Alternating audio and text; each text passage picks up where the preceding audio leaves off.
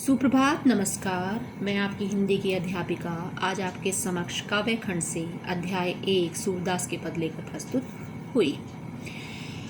सूरदास के पदों की व्याख्या करने से पहले मैं आपको सूरदास जी के जीवन परिचय के बारे में कुछ जीवन परिचय उनका देना चाहूँगी। हिंदी साहित्य के कृष्ण भक्ति काव्य के श्रेष्ठ कवि सूरदास जी जो हैं वो हिंदी साहित्य के सूर्य कहे जाते हैं। इनके जन्म के विषय में भ्रांतियां हैं, मतभेद हैं। कुछ लोग जो हैं वो कहते हैं, कुछ विद्वान कहते हैं कि इनका जन्म 1478 में रेणुका नामक क्षेत्र पर हुआ। कुछ कहते हैं कि सी नामक गांव में इनका जन्म हुआ। ये जो हैं बहुत प्रसिद्ध हुए, अपने भजन कीर्तनों के कारण इनको बहुत ख्याति मिली।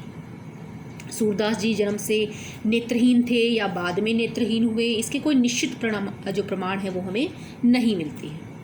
इनके गुरुजी के बारे में बात की जाए तो वो थे महाप्रभु बल्लभाचार्य। सूरदास जी के 3 लोकप्रिय ग्रंथ सूरसागर, साहित्य लहरी और सुरसारावली। अगर हम पाठ की रूपरेखा के बारे में बात करें तो सूरदास जी द्वारा रचित सूरसागर के भ्रमर गीत के से यहाँ 4 पद लिए गए हैं आपके पाठ में, आपके अध्याय 1 में। श्री कृष्ण ने मथुरा जाकर गोपियों को कोई संदेश नहीं भेजा, जिसके कारण गोपियाँ जो है वो विरह वेदना उनकी बहुत अधिक बढ़ गई। श्री कृष्ण ने अपने मित्र उद्धव को के माध्यम से गोपियों के पास निर्गुण भक्ति, निर्गुण योग का संदेश भेजा ताकि गोपियों की पीड़ा कुछ कम हो सके। लेकिन गोपियाँ जो हैं वो भगवान श्री कृष्ण से इतना प्रेम करती थी कि उन्हें उद्धव द्वारा लाया हुआ संदेश पसंद नहीं आया, उनका योग संदेश उनको पसंद नहीं आया। इसी बीच में वहाँ एक भौरा आ जाता है। गोपियाँ जो है उस भौरे को, उस भ्रमर को प्रतीक बनाकर अनुयोक्ति के माध्यम से उद्धव और कृष्ण पर जो व्यंग्य करती हैं, उदाहरण देती हैं, उसी को भ्रमर गीत का नाम दिया गया है। भ्रमर गीत प्रसंग में निर्गुण का खंडन है, सगुण का मंडन है तथा ज्ञान एवं योग की तुलना में प्रेम और भक्ति को श्रेष्ठ माना गया है। इसकी भाषा जो है, सूरदास जी ने जो सुरसागर में भ्रमर गीत लिखा है वो ब्रज भाषा में लिखा है। बहुत सहज, बहुत सरल, बहुत मनोवैज्ञानिक और सजीव चित्रण वो हमारे समक्ष प्रस्तुत करते हैं। पहला जो पद है उसमें क्या है वो मैं आपको बताती हूँ। उद्धव तुम हो अति बड़भागी। वो कहते हैं, हे उद्धव तुम बहुत बड़भागी, भाग्यशाली। वो व्यंग्य कसती हैं। उद्धव कहती हैं कि हे उद्धव तुम बहुत भाग्यवान हो। अपरस रहत स्नेह तगाते। अपरस अछूते रहत रह गए, स्नेह प्रेम रूपी धागे से। नाहिन मन अनुरागी। अब यहाँ जो है नाहिन नहीं, मन जो आपको पता ही है, अनुरागी प्रेम से भरा हुआ।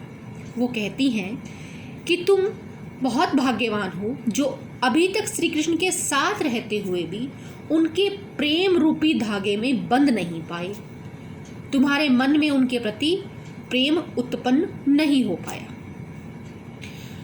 नेक्स्ट जो लाइन है वो है पुरैनी पात। उदाहरण के माध्यम से वो समझाती हैं। पुरैनी पात रहत जल भीतर। पुरैनी मतलब कमल, पात पत्ता, रहत रहता है, जल भीतर जल के भीतर। तुम किस प्रकार हो? जैसे कमल का पत्ता जल के भीतर रहता है। तारस देह न दागी। रस जल को कहा गया है यहाँ, देह शरीर, दागी दाग धब्बा। जिस प्रकार कमल का पत्ता पानी के भीतर रहता है और उस पर पानी की एक भी बूंद नहीं ठहर पाती, उसका कोई भी पानी का दाग धब्बा उस पर नहीं पड़ पाता, तुम बिल्कुल उसी प्रकार हो। जो दूसरा उदाहरण है वो देती हैं, ज्यों जल माह तेल की गागरी, बूंद न ताको लागी।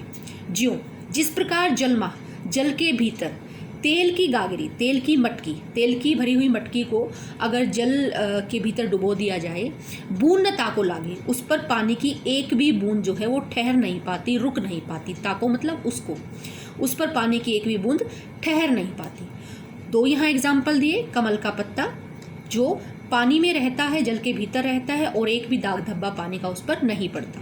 दूसरा, जल के भीतर अगर तेल की गगरी को डुबो दिया जाए, तेल से लिपी पुती या तेल से भरी हुई गगरी को डुबो दिया जाए तो उस पर पानी की एक भी बूंद ठहर नहीं पाती। तुम बिल्कुल उसी प्रकार हो। प्रीति नदी में पाँव न बोरियो, दृष्टि न रूप रागी। तुमने प्रेम रूपी प्रीति नदी, प्रेम रूपी नदी पाऊं पाऊं बोरियो डुबोया। दृष्टि न रूप प्रागी, प्रागी मतलब मुग्ध होना। साफ साफ इसके जो आपकी एनसीईआरटी बुक लीजिए और अंडरलाइन करके उसका मीनिंग भी साथ में लिख लीजिए, जैसे मैंने आपको बताया है।